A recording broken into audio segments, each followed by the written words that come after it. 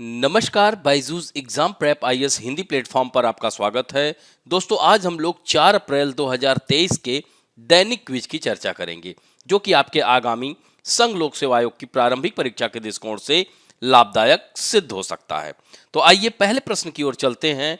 जल शोधन तकनीकों के संबंध में इनमें से कौन से कथन सत्य हैं? देखिए, यहाँ पर दिया जा रहा है कि जल शोधन तकनीकों, तो जल शोधन तकनीकों में अगर हम बात करें तो कई प्रकार की तकनीकें होती हैं, जैसे माइक्रो फिल्ट्रेशन जिसे एमएफ कहेंगे, इसी तरह से अल्ट्रा फिल्ट्रेशन जिसे यूएफ कहेंगे, इसी तरह से नैनो फिल्ट्रेशन इसे हम एनएफ कहेंगे। तो इस तरह से कई ऐसी तकनीकें हैं, तो उनके संबंध में इसमें आपको बताना है कि कौन से कथन सत्य हैं। जैसे कि आरओ का वाटर तो आप लोग पीते ही होंगे, तो इसके बारे में यह कथन दिया जा रहा है कि आरओ तकनीक पानी की कठोरता को दूर करने में मदद करती है। यह एकदम सत्य है कथन, क्योंकि आप कठोर जल नहीं ग्रहण कर सकते, तो इसी वजह से हम लोग आरओ का वाटर यूज करते हैं। तो ऐसे में वह टीडीएस को देख सकते हैं कि घटा देता है और पानी को मृदु बना देता है।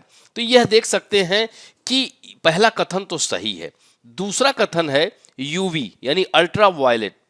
यहाँ पर बात की जा रहा है कि तकनीक जीवाणु और विषाणुओं को मारने में मदद करती है। कौन? यूवी। लेकिन आरओ तकनीक की तरह उन्हें बाहर नहीं करती है।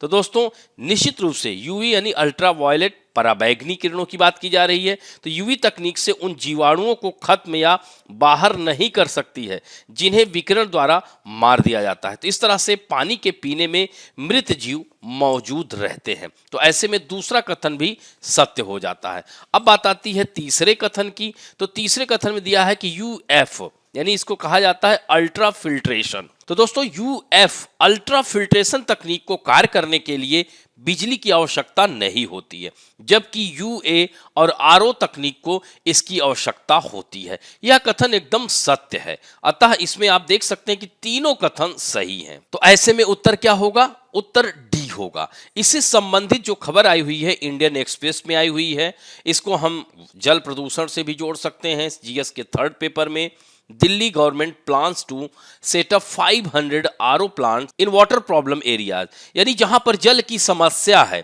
वहां पर 500 आरओ प्लांट, चूंकि गर्मियां आ रही हैं तो इस तरह से दिल्ली को समस्याएं होती हैं।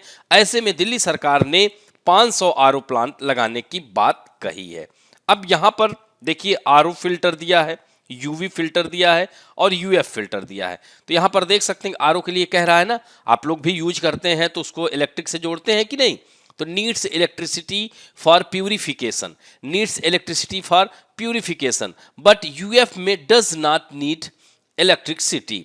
तो यह यूएफ क्या है? तो अल्ट्रा फिल्ट्रेशन के द्वारा 0.05 से 0.10 माइक्रोमीटर आकार के उच्च परमाणु भार वाले यौगिकों, कोलाइड्स, पायरोक्सिन, जीवाणुओं तथा सस्पेंडेड सॉलिड्स को दूर किया जाता है और अल्ट्रा फिल्टर मेम्ब्रेन के रूप में होते हैं, और इन फिल्टरों को भी ट्यूबुलर, डिस्क, प्लेट या स्पाइरल तथा खोखले फाइबर के रूप में स्थापित किया जा सकता है। इनमें इलेक्ट्रिसिटी की आवश्यकता नहीं होती है। इसी तरह से देखिए, यहां पर देख रहे हैं ना, filters out all bacteria and virus, kills all bacteria and viruses but does not eliminate them. ये भी था कथन, filters out all bacteria and viruses. तो इस तरह से इन अंतरों को भी देखिएगा। अब बढ़ते हैं अगले प्रश्न की ओर, चुनावी बॉन्ड के संबंध में। दोस्तों, इलेक्टोरल बॉन्ड के बारे में तो आप लोगों ने सुना ही होगा। तो यहां पर दिया जा रहा है कि इन्हें केवल सभी सार्वजनिक क्षेत्र के बैंकों द्वारा जारी किया जा सकता है। दूसरा कथन है कि कोई भी राजनीतिक दल इन बॉन्डों से धन प्राप्त कर सकता है। तीसरा है, भारत का कोई भी नागरिक इन बॉन्डों को खरीद सकता है और अपनी पसंद के राजनीतिक दल को दान कर सकता है। तो इन तीनों कथनों में अगर देखते हैं तो सबसे पहले हम आपको थोड़ा सा चुनावी बॉन्ड के बारे में बता देते हैं, तब आपको इसका उत्तर सीधे सीधे मिल जाएगा। तो चुनावी बॉन्ड जो होता है वह राजनीतिक दलों को कैश में दान प्राप्त करने का एक विकल्प है, और यह व्यवस्था राजनीतिक व्यवस्था में स्वच्छता और पारदर्शिता लाने के लिए शुरू की गई है। तो प्रावधानों के तहत चुनावी बॉन्ड वह व्यक्ति खरीद सकता है जो भारत का नागरिक हो या भारत में निगमित या स्थापित हो चुका हो।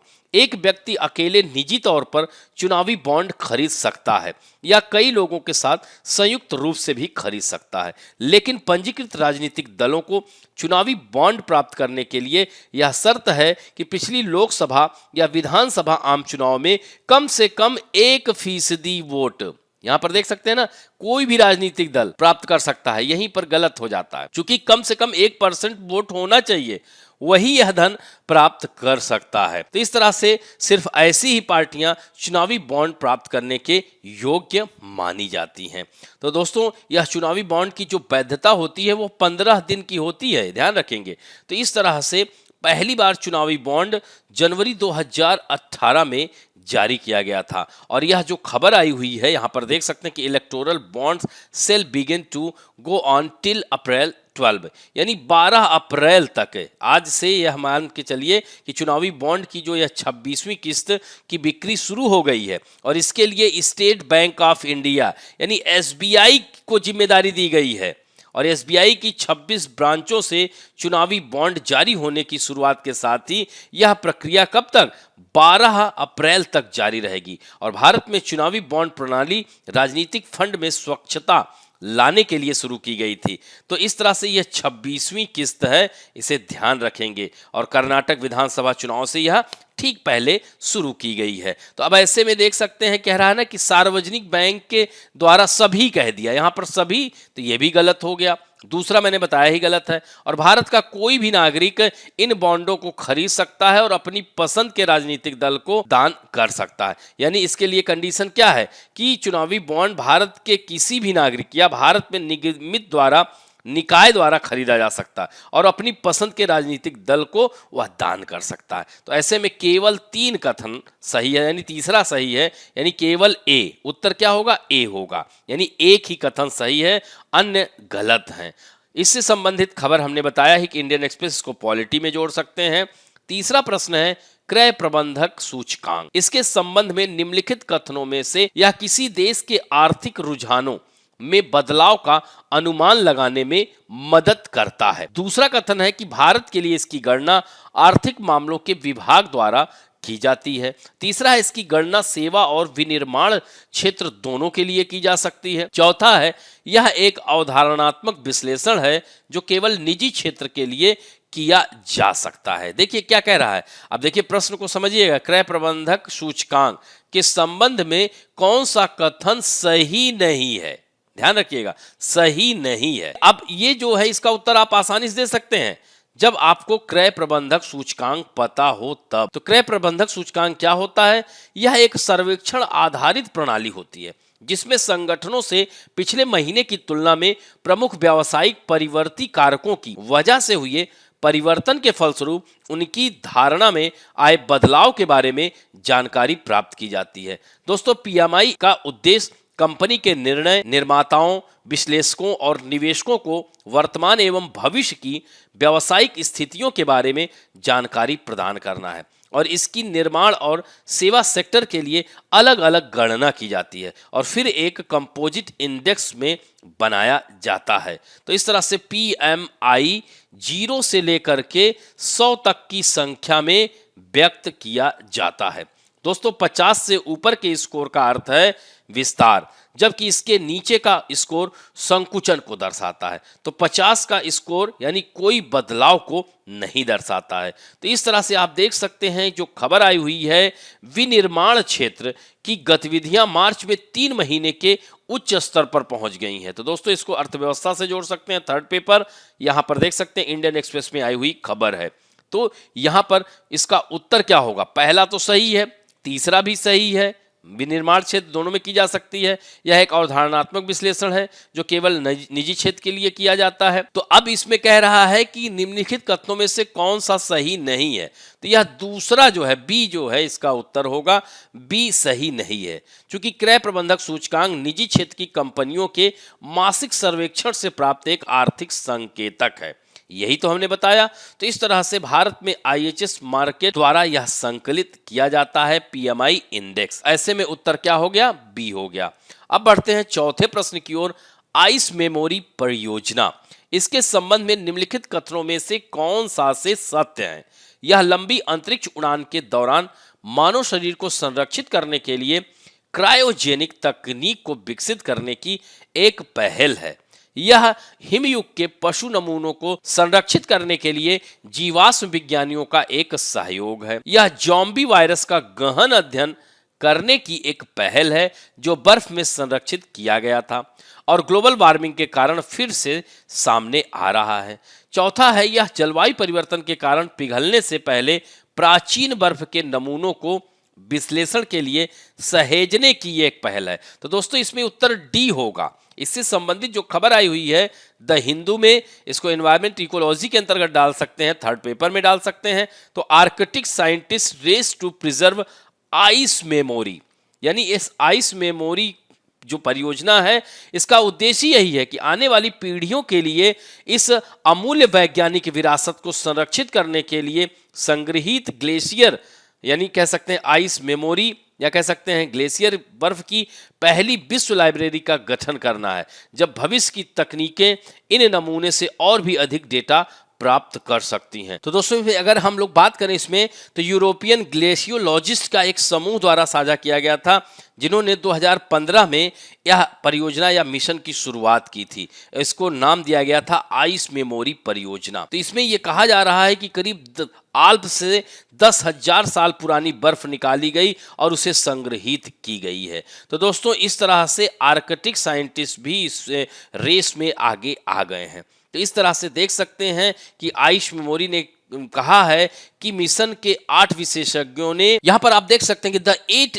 Specialist have set up camp at an altitude of 1100 meter on the Crevasser Rided Halted Halfona, यह फील्ड है ice field, and plan to starting drilling on Tuesday, ice memory said. तो आइस मेमोरी का यह कहना है कि 1100 metre की ऊंचाई पर यह शिविर स्थापित किया जा रहा है और मंगलवार को इसकी ड्रिलिंग शुरू करने की योजना बनाई गई है। और दोस्तों यहां पर देख सकते हैं they will work for the 3 weeks in temperature as low as -25 degree Celsius, यानी -13 Fahrenheit, cutting and pulling out a series of cylinders of ice, each 1 meter long and 10 centimeter wide। तो यह बहुत ही महत्वपूर्ण पहल है आइस मेमोरी की, और European जो बर्फ वैज्ञानिक हैं वह इस पर काम कर रहे हैं। 2015 से इस परियोजना पर कार्य किया जा रहा है। अब बढ़ते हैं दोस्तों, 2020 में आया हुआ प्रश्न है गोल्डी लॉक्स जोन होता क्या है? यह इसके शब्द में किसके संदर्भ में अक्सर समाचारों में यह देखा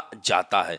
तो दिया है कि भूपृष्ठ के ऊपर वायरस मंडल की सीमाएं, या पृथ्वी के अंदर का वह क्षेत्र जिसमें शेल गैस उपलब्ध है, या बाह्य अंतरिक्ष में पृथ्वी जैसे ग्रहों की खोज, या मूल्यवान धातुओं से युक्त उल्का पिंडों की खोज। तो दोस्तों इसमें उत्तर होगा बाह्य अंतरिक्ष में पृथ्वी जैसे ग्रहों की खोज। दोस्तों खगोल विज्ञान और खगोल जीव विज्ञान में परिस्थिति जन्य रहने वाले जो क्षेत्र होते हैं या सिर्फ रहने योग्य क्षेत्र, जिन्हें गोल्डी लॉक्स क्षेत्र के रूप में जाना जाता है, के तारे के आसपास का क्षेत्र होता है, और इस क्षेत्र के भीतर ग्रहीय द्रव्यमान पदार्थ पर्याप्त वायुमंडलीय दाब के साथ अपनी सतहों पर तरल जल का समर्थन कर सकते हैं। गोल्डी लॉक्स क्षेत्र या रहने योग्य क्षेत्र जल के तरल रहने के लिए सही तापमान के साथ दूरी की सीमा है। तो दोस्तों शोधकर्ताओं को पता चला है कि जीवन कुछ अप्रत्याशित स्थानों में पनप सकता है। तो इस तरह से कह सकते हैं कि नासा ने गोल्डी लॉक्स क्षेत्र यानी 2020 में पृथ्वी के आकार के एक ग्रह की खोज की थी। यही कारण है कि यह करंट अफेयर से संबंधित जुड़ गया। 2020 में यह प्रश्न में आया भी हुआ था। अब बढ़ते हैं दोस्तों डिस्ट्रिक्ट मिनरल फाउंडेशन, यानी district mineral foundation in 626 district of 23 state.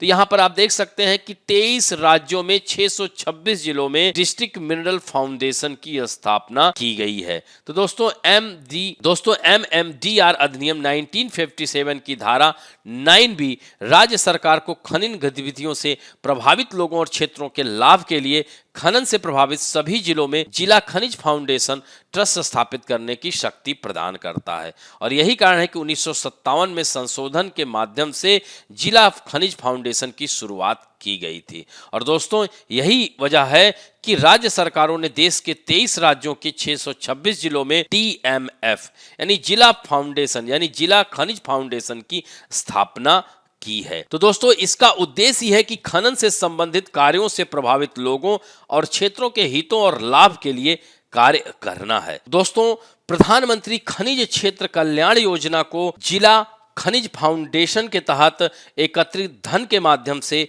यह लागू किया जा रहा है। तो यहाँ पर प्रधानमंत्री खनिज क्षेत्र कल्याण योजना क्या है? तो यह खान मंत्रालय के द्वारा 2015 में शुरू की गई थी। तो इसमें देख सकते हैं कि कुछ गाइडलाइंस हैं। तो दोस्तों, यहाँ पर आप लोग देख सकते हैं कि PMKKY के दिशा निर्देशों के अनुसार DMF को PMKKY योजना के तहत कवर किए जाने वाले प्रभावित क्षेत्रों और लोगों की पहचान करने और उच्च प्राथमिकता वाले क्षेत्रों पर कम से कम 60% तक धन खर्च करने के लिए निर्देश जारी किए गए हैं। यहाँ पर आप देख सकते हैं PMKKY scheme and spend at least 60% of the fund on high priority areas like drinking water supply। चूंकि ये बहुत ही महत्वपूर्ण है कि जल की व्यवस्था यानी पेयजल आपूर्ति बहुत ही आवश्यक है। गर्मियां भी आ ही गई हैं लगभग। इस तरह से यहां पर देख सकते हैं environment preservation and pollution control measures, health care,